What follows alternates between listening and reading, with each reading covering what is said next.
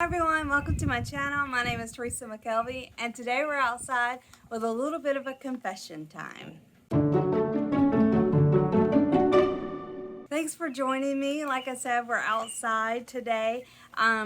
You will most likely hear the birds. You might hear the dogs, possibly the goats, and you might hear my mother-in-law. She's cutting grass next door. She's kind of down a field, and then is her house, but for some reason, because there's a I don't know what you call it, but like our house is here on a hill and her house is here on a hill, and so because there's this valley below, it's like sometimes sound travels straight across. So it's pretty unique because sometimes it'll sound like she's standing right here in the yard, or we're standing right there in the yard, and she's actually a good ways away. But anyway, you might hear some of that audio, so I hope it's a good audio, because I really wanted to bring you outside today and just have a little video. So, as I said, this is a confession video. I have about 3 things that I really want to confess and talk, and issues that I want to put out there and see if you have some suggestions for me for how to remedy or fix these. My first confession is that I feel when a crochet YouTuber puts out, a crochet tuber is what I call them, when they put out a new tutorial, I feel like compelled to immediately sit down and to attempt that project. It's as if I need to test and make sure I can, keep up and do it. And I almost worry that it's like I have a fear of missing out.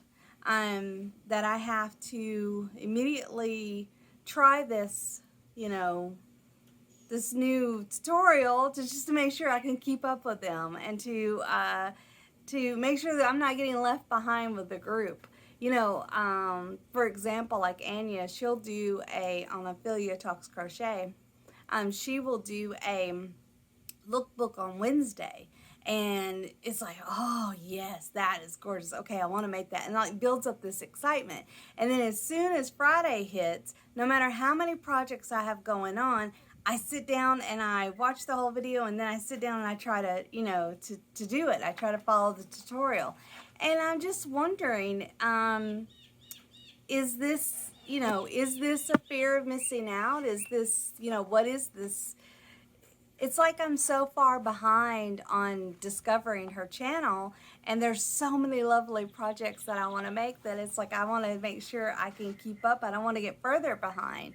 So I'm just wondering, is this something, you longtime crocheters can tell me, is this something that is just because it's all new and exciting, and is this something that I will sort of grow out of, or will I calm down? And now this confession of, having to do a tutorial the day it hits, and test it out, whether I even have the right yarn for the project or not. I immediately want to sit down and try it.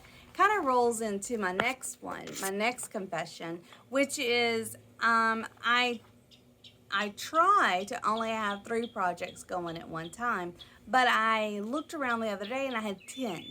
And I just feel like I love to start things and I finish everything I start. There are a few things I've frogged, which means take it out again, take it out, ball it back up. But for the most part, I finish everything that I start. But I couldn't believe when I turned around and looked, and I had so many projects. Oh, sorry. Hang on. I was really surprised when I looked around and I had so many projects started. And I thought, whoa, Teresa, you're getting ahead of yourself. You're going to get overwhelmed, I try to keep, an easygoing project. Like I explained in my last video, I try to keep 3 projects going. So anything more than that, and I'm just like, what's going on? Why am I starting so many projects? Why do I get so excited and feel like I have to start these projects? Why can't I wait, until I finish one or finished, you know, before I begin a whole bunch more. So I'm just wondering if this is a common, sorry, I got my notes. I'm just wondering if this is a common thing that crocheters go through, or if this is common like just for newbies at crochet, or if this is just the nature of the craft. I'd love for you longtime crocheters to put it in the comments below, just just to ease my mind and tell me, okay, that's how it's always going to be because it's just the nature of the craft, or yes, you will eventually, um, you will eventually mellow out and you won't do. I mean, just let me know, like, what is that about? Not really what it's about, but will this always be this way? And do you have to manage it? And how have you found to manage it? My next confession is I don't know how to store my yarn. I love seeing my yarn. I do. I just love it. I love it being out and around me. I love to I'm just a visual person, so I like to see it. I like to look at it, contemplate what it should be.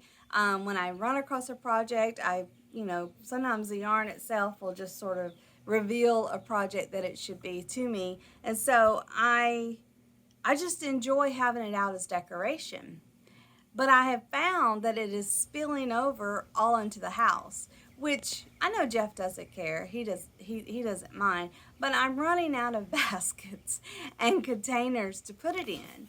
And so I'm trying to figure out, how do I store my yarn in a way that's still visually accessible to me. And I know a lot of people do like the bins, and then they put them in the bins, but I find for me a problem with that is that I'm afraid it could go messy and be look unorganized. And that's very important to me, that it is visually pleasing to look at as well as accessible to me. So I'm just worried that if I'm sorry, my dogs are breathing. They're hot. They've been running. They're drinking water and making noise. But anyway, I'm just wondering, is there other ideas that you have for how to store your yarn and let it look visually pleasing and appealing and accessible to you?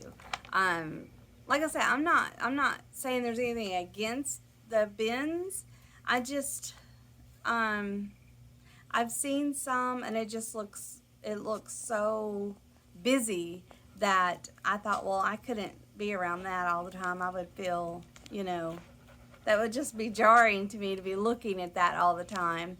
So I'm just looking for any bit of instruction or help on how you store your yarn, how you keep it organized, but how do you, if you're like me, how do you keep it visually around you so that you can enjoy it and come up with projects for it? Thanks for watching this video. I hope you found it at least entertaining, if nothing else. I'm very curious to know if you've struggled with any of this and with any of these things, and if you have the answers, the solutions to some of the things that I'm struggling with. And I hope that you were able to hear me okay, and I'll see you next time. Bye.